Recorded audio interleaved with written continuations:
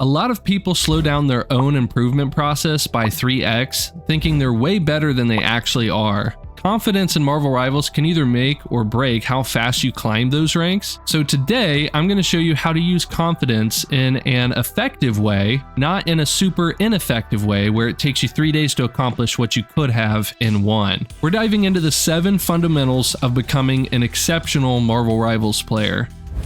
Here's the deal, if you understand all 7 fundamentals, it's way easier to benchmark your actual skill level. The problem a lot of players face is they're godlike at 1 or 2 fundamentals, but objectively bad at the rest. This tricks you into thinking you're a pro, when in reality, someone who's just decent at all 7 will wipe the floor with you. Imagine you're popping off as the Punisher, pumping lead out left and right, but you're ignoring the payload. You're not good, you're just a highlight reel with no rank to show for it. Let's break down these fundamentals so you can stop kidding yourself and start climbing.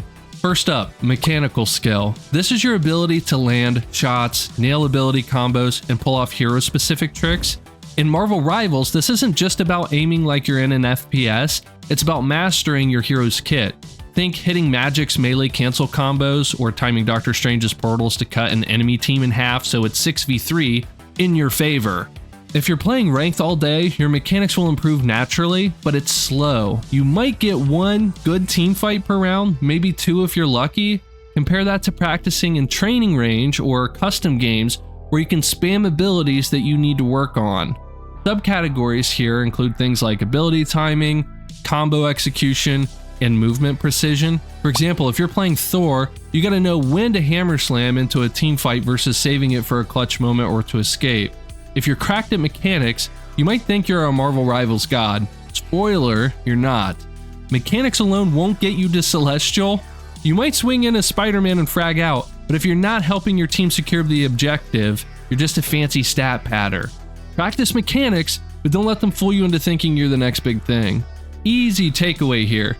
You have no excuse to not be cracked at your hero's ability combos. Practice them in the practice range at the very least. You should know all of the major combos and be able to pull them off without thinking about them. If you main Emma Frost, you need to be able to switch to Diamond form and grab an enemy Doctor Strange mid-ultimate dialogue without blinking an eye. Do this consistently and you're above average for this metric. And there's a full video where we break down every animation cancel for every hero in the top right of your screen if you want to learn more. If you're enjoying this guide and want more Marvel Rivals tips, or maybe you think I'm too cute to say no to, or maybe you just feel bad for me, consider subscribing. Whatever the reason, I'll take it. Back to the video.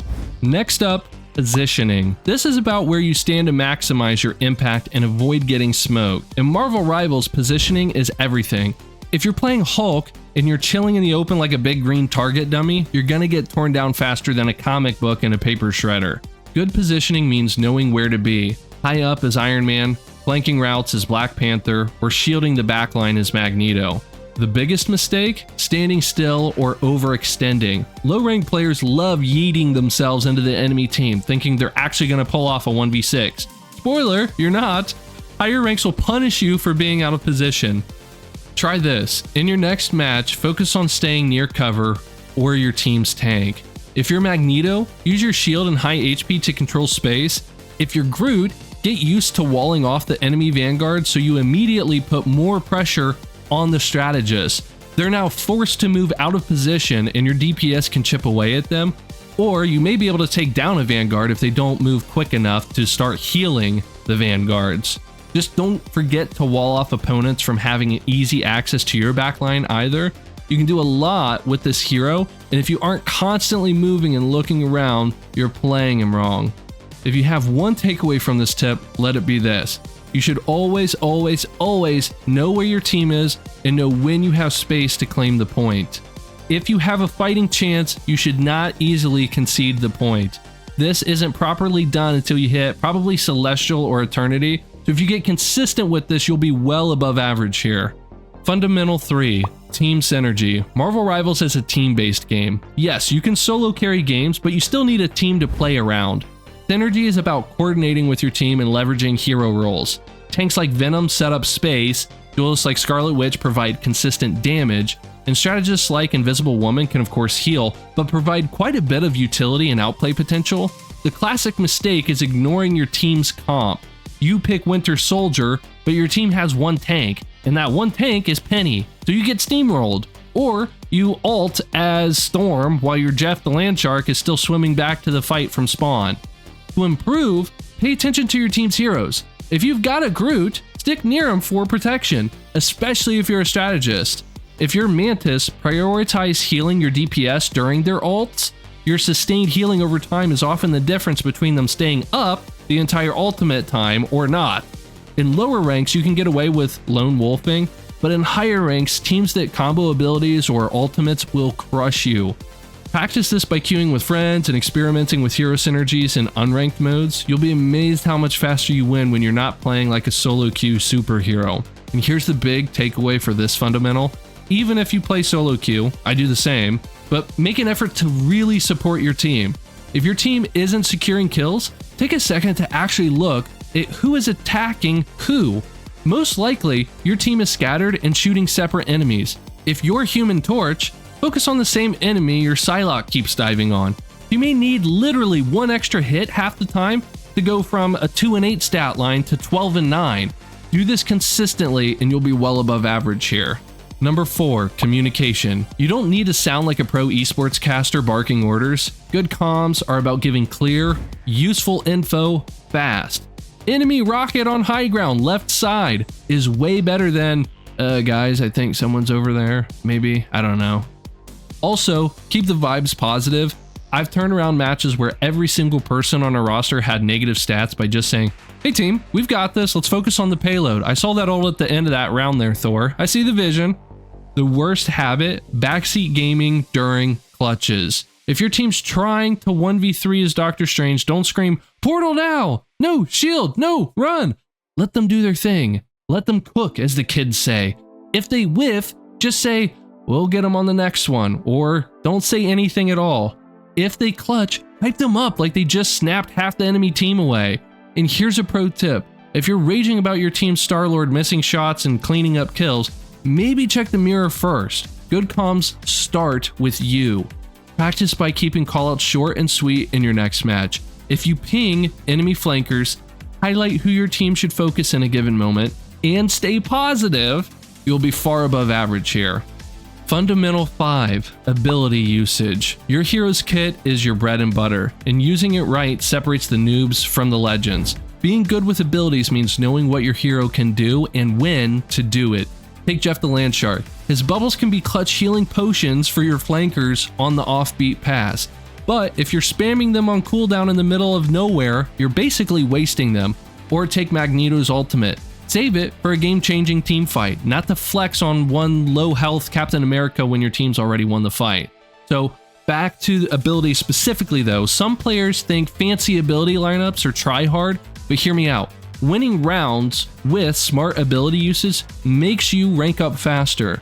That means facing better players, which makes you better. Don't sleep on learning hero-specific tricks, like how Rocket dashes further when he's on walls, or how most Grandmaster players don't use Luna's Snowflake ability correctly. It gives a 35% healing boost to her target. Spend time in the training range mastering your main's kit. The more you know, the more rounds you'll clutch, and the faster you'll climb.